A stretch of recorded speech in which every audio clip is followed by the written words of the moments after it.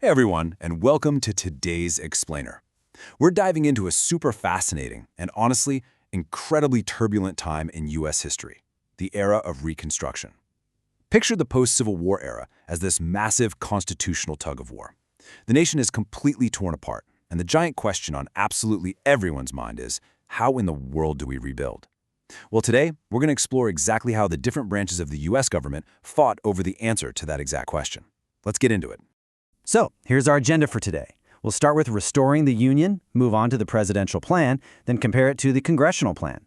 After that, we'll look at the political conflict that blew up between them, and finally, we'll wrap up with the Reconstruction Amendments. All right, Section 1. Restoring the Union. Following the Civil War, the United States faced an absolutely monumental task. The main objective? Reuniting the nation and integrating the defeated Confederate states back into the Union. But as you'll see, agreeing on the goal is one thing. Agreeing on exactly how to achieve it is a completely different ballgame. The executive branch and the legislative branch had vastly different ideas on how to actually make this reintegration happen. Which brings us to Section 2, the presidential plan. So, the executive branch's approach was initially led by President Abraham Lincoln. He proposed a fairly lenient plan, mostly because his primary goal was just to reunify the nation as quickly as possible. After Lincoln's assassination in 1865, his vice president, Andrew Johnson, took over. And President Johnson, he also wanted to reconstitute the Union very, very quickly. His approach was incredibly lenient toward the South. He gave Southern states a clear, fast path to readmission, and he actually ended up pardoning Southerners en masse. Now, you might be wondering, how did he do that? Well, President Johnson didn't just invent this authority out of thin air. If we look directly at Article 2, Section 2 of the U.S. Constitution, which outlines the powers of the president, it explicitly says, "He shall have power to grant reprieves and pardons for offenses against the United States." So Johnson used this specific constitutional executive power to issue those mass pardons to former Confederates. Okay, moving on to Section 3, the Congressional Plan. So, the crucial takeaway right here is the massive difference in priorities. When we look at this side by side, we see that while the presidential plan wanted a quick readmission and was highly lenient with mass pardons to rapidly reunite everyone, the Republican-controlled Congress had a totally different vision. The congressional plan was strict. They wanted to stabilize the defeated Confederacy, and rather than rushing to bring the states back, their main focus was on extending citizenship and ensuring equality before the law.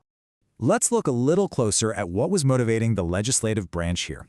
Our historical sources show that radical Republicans in Congress forged ahead with their own Reconstruction program.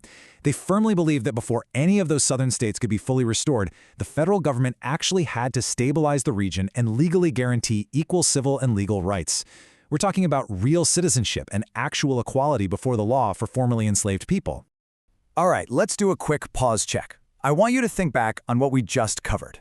Based on our comparison, which plan prioritized a rapid return of the southern states, and which plan prioritized equal rights for freed people?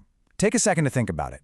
Got your answer? Okay, here's the breakdown. The presidential plan, which was championed by Lincoln and Johnson, prioritized that rapid return through leniency and fast readmission.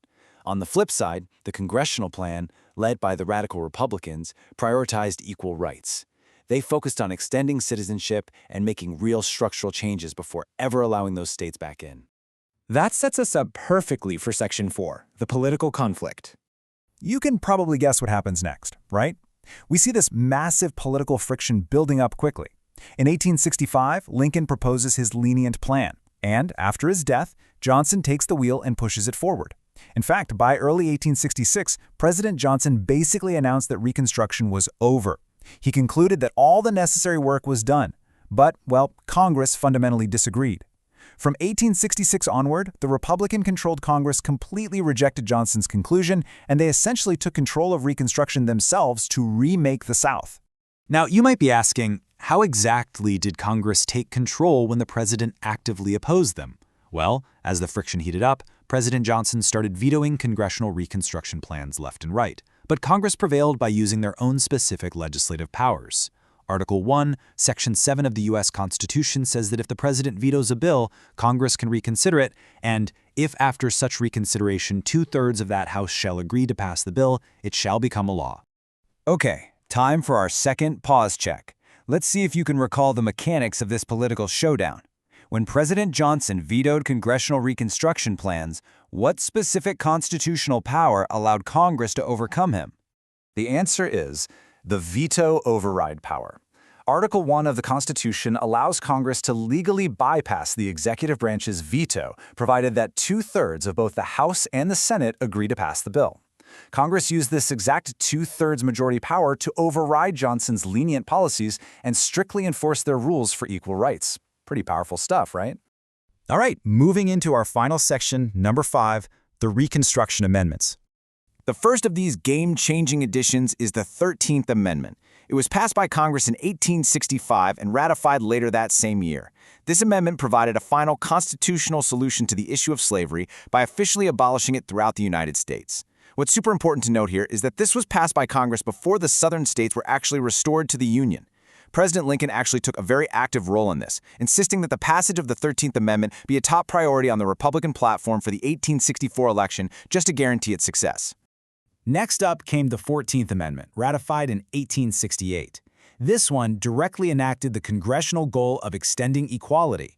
It granted citizenship to all persons born or naturalized in the United States, which, crucially, granted citizenship to formerly enslaved people. It also established that no state shall deprive any person of life, liberty, or property without due process of law, or deny anyone equal protection of the laws. This was an absolute game-changer for civil rights. The third piece of this constitutional trio is the 15th Amendment, enacted in 1870.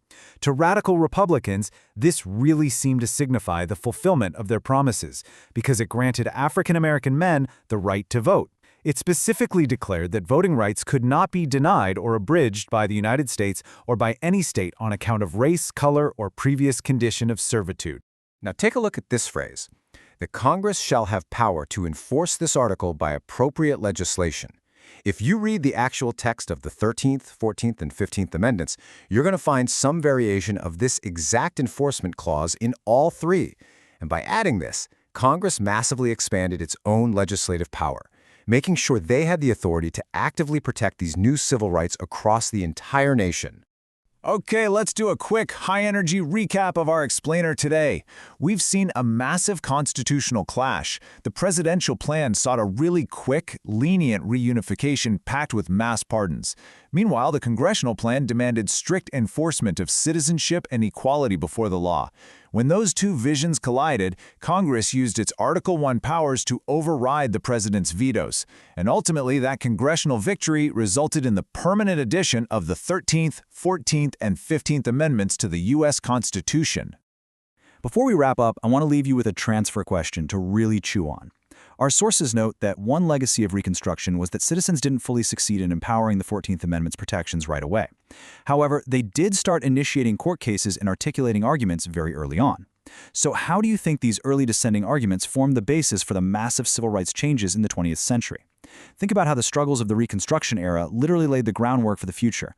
Thank you so much for joining me today to explore this incredible constitutional tug of war. Keep asking great questions, and I'll see you next time.